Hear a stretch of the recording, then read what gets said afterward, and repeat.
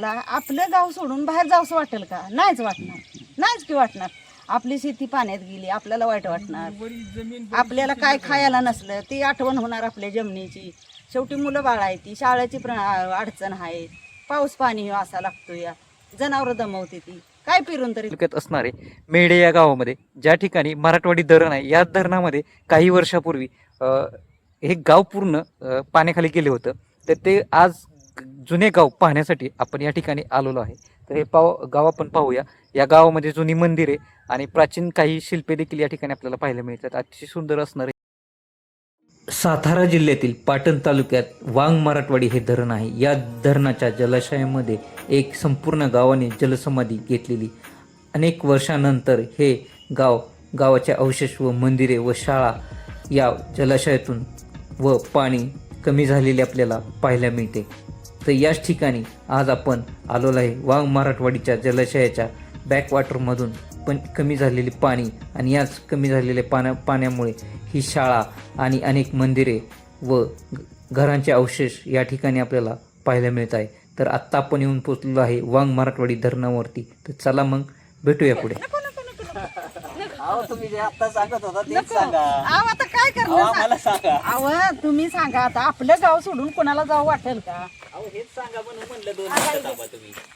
कुठल्या पण माणसाला आपलं घर सोडून जावं वाटेल का? थांबा, माझ्या डोक्याला मग तिला हे काय खोळे असं आम्ही शेतकऱ्यांचीच पोर आहे, आम्ही कुठं हे नव शेतकऱ्यांचे आहे की बरोबर आहे. आता तुम्ही सांगा, कुठल्या पण माणसाला आपलं गाव सोडून बाहेर जावंसं वाटेल का? नाहीच वाटणार, नाहीच की वाटणार. आपली शेती पाण्यात गेली, आपल्याला वाईट वाटणार. आपल्याला काय खायला नसलं ती आठवण होणार आपल्या जमिनीची. शेवटी मुलं बाळ आहे, ती शाळेची अडचण आहे, पाऊस पाणी असा लागतो, या जनावरं दमवते ती, काय पिरून तरी करणार. माणूस किती रात्रंदिवस कष्ट करणार. 4 जनावरं पाळली तर त्यांना वैरण काढी तरी पाहिजे घालायला. आतापेक्षा जुन्या गाव होतं तेव्हाच बरं होतं का? तेव्हा बरं होतं. जुन्या गावात आपलं कसं बिंदास टेन्शन नव्हतं. आमची जमीन सगळी होती, आम्हाला हे होतं.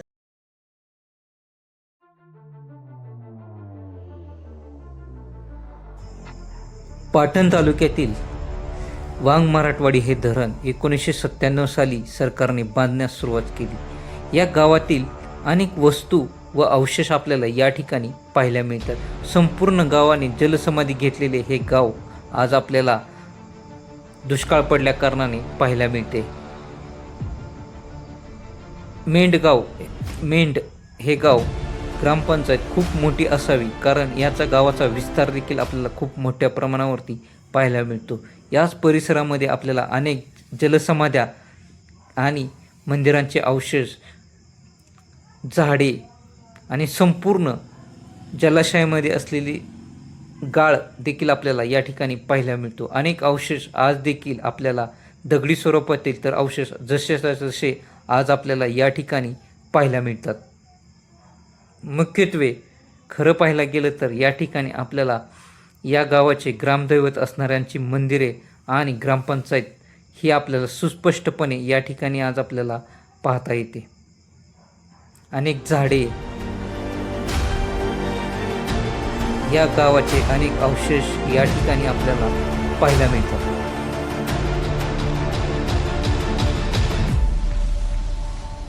मंदिरे मात्र जशीच्या तशी आपल्याला पाहायला मिळतात. मात्र मंदिराचे पत्र्याचे आवरण हे आपल्याला ढासळलेले पाहायला मिळते.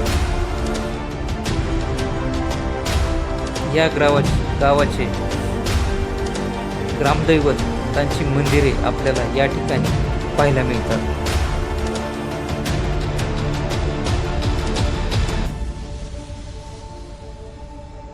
पत्र्याचे व कौलेचे अवशेष देखील आपल्याला या ठिकाणी पाहायला मिळतात. याच ठिकाणी आपलं एकंदरीत 3 मंदिरे पाहायला मिळतात. मात्र त्या अगोदर आपण मंदिराच्या व गावाचा परिसर अगोदर पाहणार आहोत. या ठिकाणी आणि झाड पण दिसतंय, म्हणजे गाव किती मोठं असेल याची कल्पना आपण करू शकतो की इतकी मोठी घरं आणि इतके मोठा परिसर या पाण्यामध्ये गेलेला आपल्याला पाहायला मिळतोय. आणि या ठिकाणी झाडांचं देखील प्रमाण आपल्याला या ठिकाणी पाहू शकता की भरपूर अशी या ठिकाणी झाडं आहेत जे आज पाण्यामध्ये गेलेली आहेत. आज आपल्याला या ठिकाणी कदाचित भविष्यात हे ठिकाण आपल्याला कधी पाहायला मिळेल हे देखील सांगणं थोडंसं कठीण आहे, कारण प्रत्येक वर्षीच पावसाचं प्रमाण कमी अधिक होत असतं. त्या कारणाने आपण हे देखील पाहू शकता. आणि या ठिकाणचा परिसर अतिशय निसर्गरम्य आहे आणि या ठिकाणचे घरांचे अवशेष आपण पाहू शकता. त्याचप्रमाणे या ठिकाणी राहणारे लोकांचे खरं तर हे सांगायला आपल्याला किंवा बघायला खूप छान वाटतं की असे पाण्यातून मंदिरं किंवा घरे बाहेर आलेली आहेत. मात्र खरं तर याच्या मागे एक त्यांच्या आयुष्यातील एक काही घटना या ठिकाणी घडलेल्या असतात. त्यामुळे हे ठिकाण पाहण्यासाठी किंवा एन्जॉय करण्यासाठी नाही तर त्यांचे दुःख किंवा त्यांच्या जे काही घटना घडलेल्या असतील या ठिकाणी आपल्याला हे खरं तर मंदिराचे अवशेष आहेत. या ठिकाणी आपल्याला सुरुवातीलाच आपण बघितलं होतं की खरं तर आपल्याला असं वाटलं होतं की या ठिकाणी घर असेल, पण मात्र समोर आल्यानंतर आपल्याला ही गोष्ट लक्षात आली की या ठिकाणी एक ग्रामदैवतेचं मंदिर आहे. त्याच्या समोर असणारी ही झाडे ही देखील आपण पाहू शकता. कारण जे सुरुवातीला आपण पाठीमागच्या बाजूला जे पाहिलं होतं त्या ठिकाणी हे पाहू शकता की हे ग्रामदैवतेचं. कारण हे कशावरून लक्षात आहे, ज्या ठिकाणी पूजेचे साहित्य देखील या ठिकाणी आपल्याला जसं आहे तसंच पाहायला मिळते.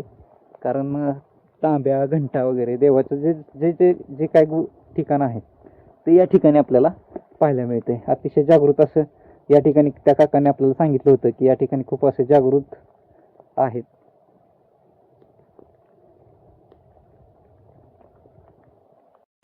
समोरच्या बाजूस आपल्याला घरांचे देखील काही अवशेष पाहायला मिळतात. या ठिकाणी अनेक जण या ठिकाणी येताना आपल्याला पाहायला मिळतात. तर समोरच्या बाजूस आपल्याला ते मंदिर आणि शाळा देखील पाहायला मिळते. सुरुवातीला आपण शाळेत देखील गेलो होतो किंवा ती ग्रामपंचायतची सुद्धा इमारत असू शकते. कारण नक्की काय आहे ते आपल्याला सांगणं थोडंसं कठीण आहे. मात्र हे बघू शकता की काही जुनी झाडं देखील आपल्याला समोरच्या बाजूस पाहायला मिळतात की जे आज देखील आपल्याला पाण्यामध्ये गेलेली. काही विजेचे खांब देखील आहेत. गावाचे अवशेष आहेत. या ठिकाणी पूर्वी या ठिकाणी घरे देखील असू शकतात. तर या ठिकाणी आपण पाहू शकता.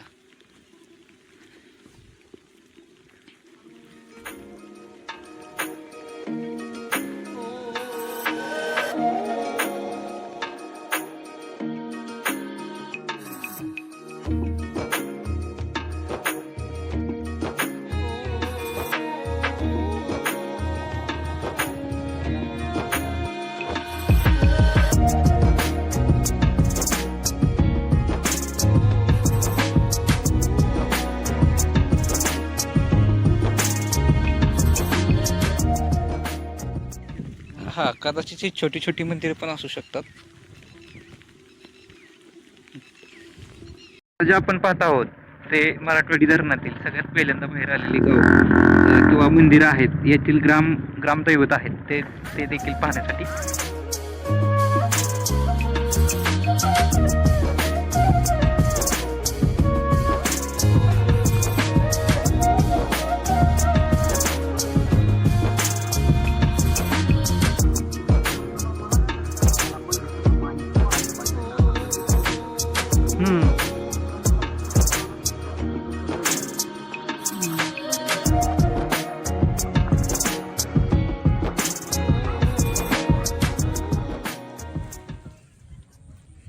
या ठिकाणी गावाच्या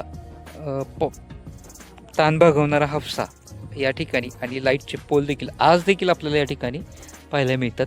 या ठिकाणी आपल्याला घरांचे काही अवशेष आणि झाडे ती देखील आपल्याला आहे अशीच आपल्याला पाहायला मिळतात. जशा आहे तशीच या ठिकाणी आपण पाहू शकता ही गावातील शाळा या ठिकाणी आपल्याला पाहायला मिळते.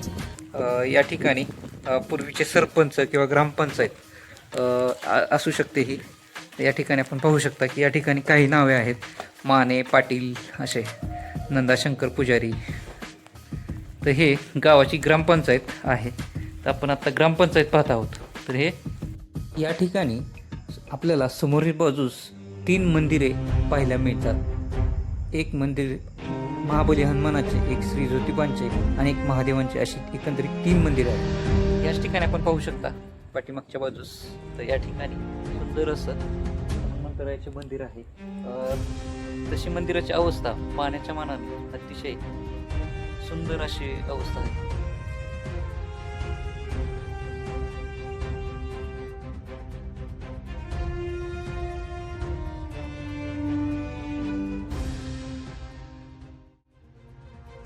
आत्ता जे आपण पाहत आहोत की एकंदरीत 13 वर्ष हनुमंतरायांचे हे मंदिर पाण्याखाली राहिलेले आहे मात्र मूर्ती पाहिल्यानंतर आपल्याला आश्चर्यचकित करणारी ही महाबली हनुमंतरायांची मूर्ती आपण पाहू शकता आणि दर्शन देखील आपण घेऊयात. मंदिराचे काही अवशेष व पडझड देखील झालेली आपल्याला या ठिकाणी पाहायला मिळते. मंदिराचे काम मात्र अतिशय सुबक आणि नक्षीदार काम आपल्याला या ठिकाणी पाहायला मिळते. मंदिर 2 मजली मंदिर आहे. याच्या वरती जाण्यासाठी देखील पायऱ्या आज देखील आहेत, मात्र काही पायऱ्या कुजलेल्या अवस्थेमध्ये आपल्याला पाहायला मिळतात. संपूर्ण सागवानी लाकडामध्ये केलेले काम या मंदिराचे आपल्याला पाहायला मिळते. मंदिराचे छत कोसळलेले असले तरी मंदिराचा इतर परिसर अतिशय सुस्थितीमध्ये आपल्याला आज देखील पाहायला मिळतो.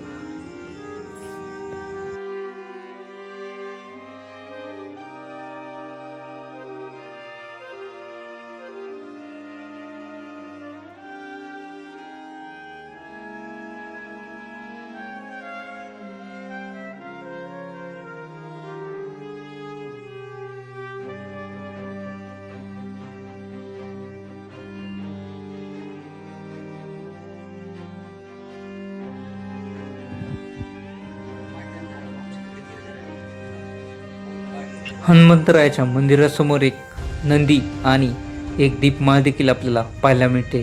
दीपमाळ देखील अतिशय आकर्षक देखील आहे आणि त्याच्या समोरील बाजूस आपल्याला श्री ज्योतिबांचे मंदिर पाहायला मिळते.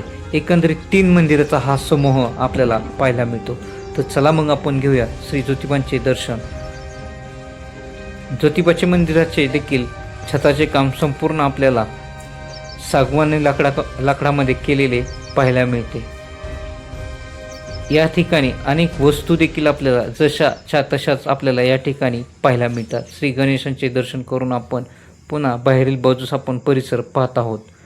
तसेच श्री ज्योतिबांचे मंदिर आता आपण पाहण्यासाठी आतमध्ये चाललेलो आहे.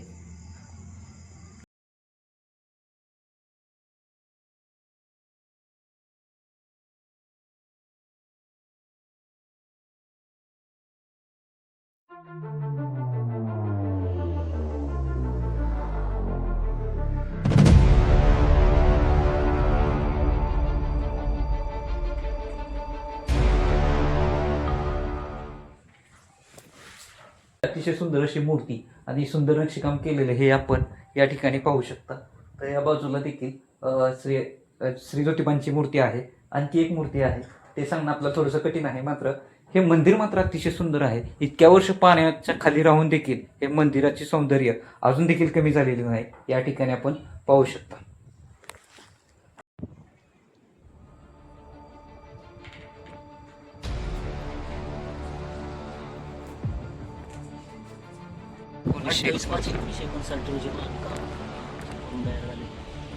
एकूण खर्च 3,500 रुपये त्या गाडी म्हणजे मेडी येथील मुंबईमध्ये राहणारे सर्व ग्रामस्थांना दीपमाळेचा एकूण खर्च दीपमाळ त्या गावात.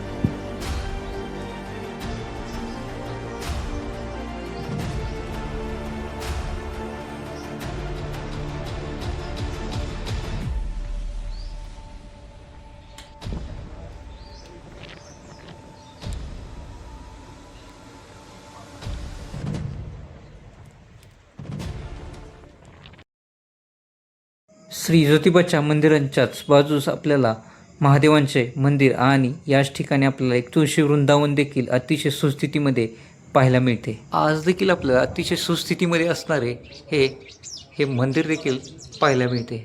तर याच मंदिरामध्ये असणारी शिवपिंड याचे देखील आपण दर्शन घेऊयात. याच ठिकाणी पूजेसाठी वापरण्यात येणारी भांडी ते देखील आज याच ठिकाणी आपल्याला आहे अशी पाहायला मिळतात. याच दुसऱ्या बाजूला समई देखील आपण पाहू शकता की त्या काळी वापरण्यात येणारी समई ही देखील आपल्याला याच ठिकाणी पाहायला मिळते. तर हे आपण पाहू शकतो.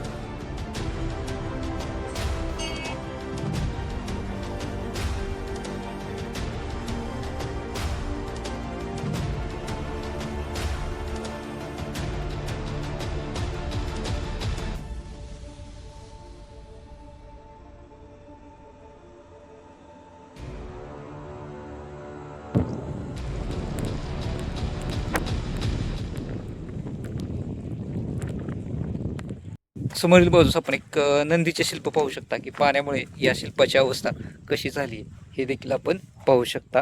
अनेक शिल्पे या ठिकाणी आपल्याला पाहायला मिळतात. समोरच्याच बाजूला आपल्याला श्री गणेशांचे शिल्प आणि अनेक शिल्प या ठिकाणी आपल्याला पाहायला मिळतात. तर हे आपण पाहू शकता.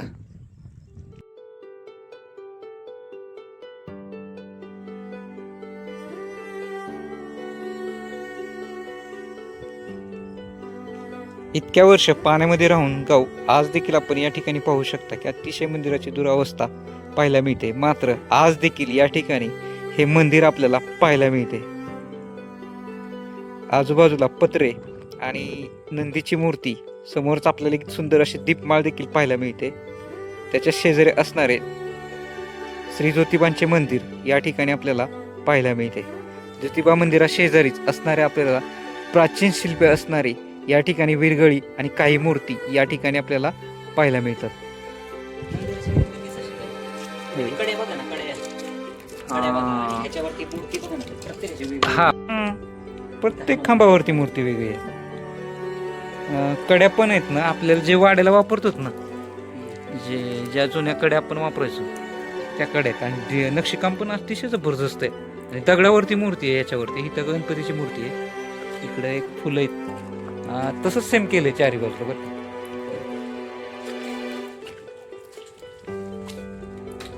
हे आहे